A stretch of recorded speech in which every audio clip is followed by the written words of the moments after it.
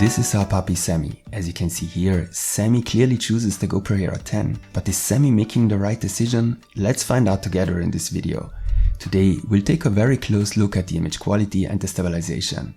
And we will also clarify how both cameras perform when it comes to overheating. I highly recommend watching the whole video. There are a lot of surprises. First, let's take a look at the field of view. The Action 2 is supposed to have a wider field of view than the GoPro. Here you see a shot of the GoPro with the stabilization turned off. The stabilization leads to a crop of about 10%. This is a shot with the Action 2. It's a bit wider, you can see that right away. If we were to overlay the image of the GoPro on top of it, it would look something like this. If we now switch on the stabilization, that will probably be the case much more often, then the field of view of the GoPro looks like this.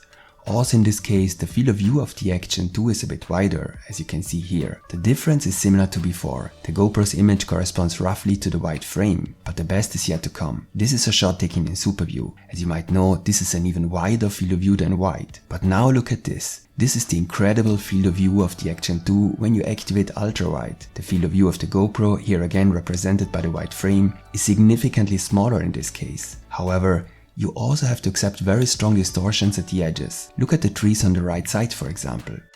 This shot was taken with the popular field of view linear.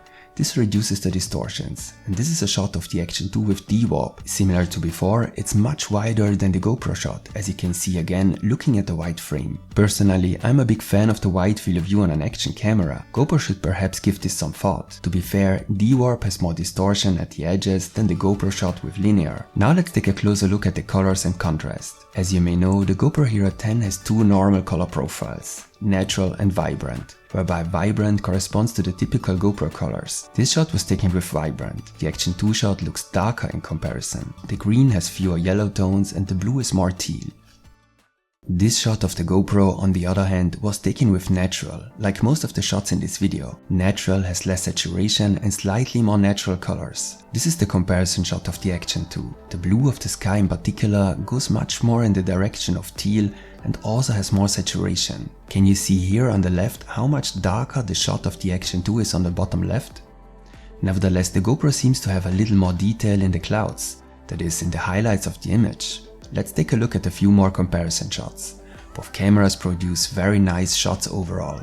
In most cases, the shadows of the GoPro are brighter and clearly have more details. We will take a closer look at the dynamic range in a moment. Characteristic for the Action 2 is the blue of the sky, which looks very teal. The shots from the GoPro also seem to be a little sharper. It is not just a matter of more digital sharpness, they also contain more detail. Let's take a closer look at the details in this shot. This shot from the GoPro was again taken with vibrant. The Action 2 shot looks very similar in this case. If we zoom in to 200%, we can see that the GoPro shot, which was of course taken in 5.3K, clearly has more detail. For example, look at the forest in the background. At 600% it becomes even clearer. You can see it in all the elements of the image, on the roof or with the trees in the background. Here you can see another comparison shot with movement, a short ride through my hometown. The most important of all colors is the color of the skin tones. Now in terms of pure color, the skin tones are reproduced very similarly by both cameras. Here both cameras capture the skin tones very well overall. However, the GoPro image shows more detail and contrast in the skin.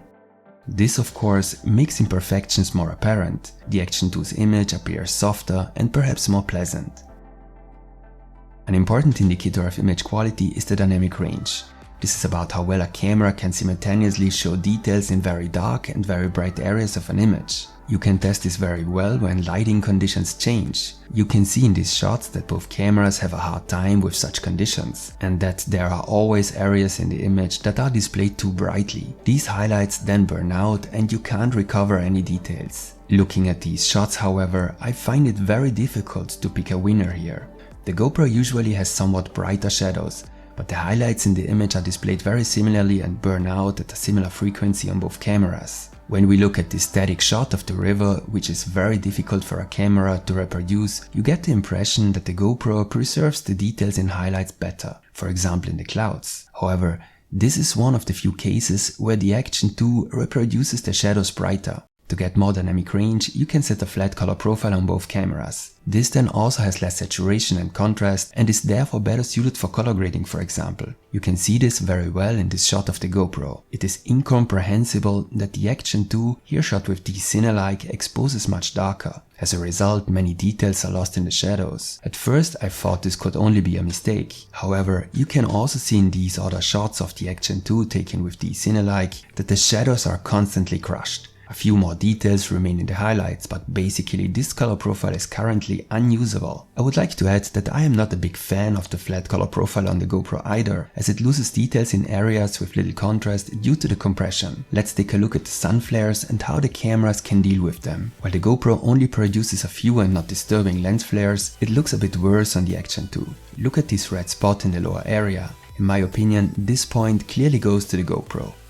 Both cameras can shoot in 4K and 120 frames per second. With this you can take fantastic slow motion shots. Here you can see a shot of the GoPro Hero 10. I think it looks excellent. You can hardly notice any difference to a regular shot in 4K. The same goes for the Action 2. This shot also looks really good. It clearly has less detail than the GoPro shot, but it also has less digital sharpness. In any case, I like both shots very much. However, it looks different at 240 frames per second. I already don't like the GoPro shot, which was taken at 2.7K. The Action 2 shot looks even worse. It is very soft and muddy. The Action 2 can shoot with 240 frames per second, but only in 1080. This difference is noticeable here, although as I said, you should also stick to 4K with the GoPro. These shots in such high resolutions generate a lot of data and require a lot of storage space. Compression methods are used to keep the files as small as possible. This results in compression artifacts. This often happens in shots like this one, where there are many small details in similar colors. This is, so to say, the worst case scenario. YouTube then compresses the files again. This will probably look terrible online. On my Mac, I have the impression that the GoPro produces a slightly cleaner shot, but the difference is not huge. I'm curious to see how it looks on YouTube. Shooting in low light is a big challenge for these small cameras. The small sensors often have to use high ISO values, which leads to a lot of image noise. If you do a low light test, you must definitely adjust exposure settings manually. Different automatic exposure and different shutter speeds could lead to completely misleading results. But if we set the exposure manually, as here with ISO 800, then the Action 2 produces a much darker image. This is very strange because the Action 2 has only a slightly smaller aperture. Even at ISO 400 and the same shutter speed, the GoPro still produces the brighter image. This is of course a big advantage because the GoPro can keep the ISO value lower, which leads to better image quality. But it is difficult to come to a conclusion here by simply comparing the ISO values. So I fixed the shutter speed at 100 and simply took shots at different brightness levels. The ISO value was determined automatically by the camera. Sorry for the boring image, but here I could control the lighting well. I then reduced the lighting step by step. Here you can also see that the Action 2 produces the cooler image. When we reduce the light, we see that the Action 2 image falls apart a little earlier. It may be a little brighter, but there is more noise and artifacts. Already here you can see a clear drop in image quality with the Action 2. The difference is not huge. Both cameras are not low light experts, but I would say that the low light performance of the GoPro is better. By the way, you'll find links to offers for both cameras and my favorite accessories in the video description. Besides image quality, stabilization is probably the most important discipline for an action camera. Both cameras can easily manage a pan like this. And by the way, look at the details on the mountain in the background. The Action 2 shot looks completely washed out. Here I didn't do a clean pan, but intentionally built in camera shake. While the GoPro compensates for this completely, you can see a slight wobbling up and down on the Action 2. Here I did a cinematic dolly forward, trying to walk as smoothly as possible. On the GoPro with linear with horizon leveling, on the Action 2 with horizon steady. For this I had to reduce the resolution on the Action 2 to 2.7K. Horizon steady is not available in 4K. You can see that very well. The shot looks much softer, but the stabilization looks similarly good. Here you can see a vlogging test with a pole, on the GoPro with linear, on the Action 2 with D-warp. Both shots look good and stable. The Action 2 has a much larger field of view, which we already noticed at the beginning. Again, pay attention to the skin tones. This is a test with the bike. The camera was attached to the handlebars. There are extreme vibrations. You can see that well. The GoPro already has some problems with this. The Action 2 can't handle it optimally either. I would say that the shot looks worse and contains more shake than the GoPro shot. This is a normal walking test without taking care to keep the camera steady. The GoPro stabilization is set to high. You can clearly see the up and down movements when walking. Both shots look very similar. I can't see any decisive difference here. And this is a running test. The cameras are moved back and forth from left to right without any attention. High on the GoPro is no longer sufficient for this. I think that the shot of the Action 2 with Rocksteady is a bit better stabilized. But on the GoPro there is still boost, with a stronger crop, but still. And indeed, boost can achieve better results in this situation, even better than the Action 2. However, the difference is not huge here either. Both cameras achieve the best possible stabilization when you activate horizon leveling. You can see that well here. The extreme movements are stabilized incredibly well. This is true for both cameras, although the GoPro also has a strong crop here.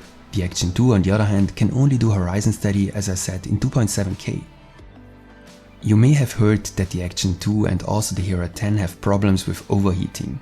This was especially to be expected with the Action 2 due to its small form factor. Some claim it can't shoot 5 minutes continuously in 4K. Let's test that now. Personally, I rarely have problems with overheating because I usually only shoot short clips.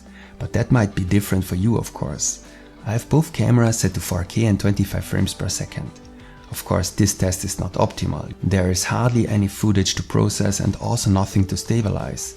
But as you can see here, the Action 2 gives up much earlier, after about 18 minutes. I repeated this test 3 times. The first time the GoPro ran out of battery, the second time the memory ran out, the third time I switched off the GoPro after more than an hour. In 4K 25 or 24, the GoPro definitely doesn't have an overheating problem. I then deactivated the rear display on the Action 2. This gained another 4 minutes in 4K 25, so a total of 22 minutes. Then I did various tests with other resolutions and frame rates. This led to the following results. As I said, in 4K 25, more than an hour for the Hero 10, 22 minutes for the Action 2. In 4K 60, 29 minutes for the Hero 10 and 7 minutes for the Action 2.